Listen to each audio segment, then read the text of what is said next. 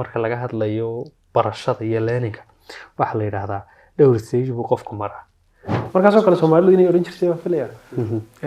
inta aday waa raasamaal garasho yarida ama inuu qofku intuu adduunka wax ka og yahay ama arrin gaar wax ka og yahay inay yar tahay waa darajo iska caadi oo binaadam ku maro laakiin waa darajo tricky ah waa darajo ma aragtay halka khiyaano yar baa ku jirta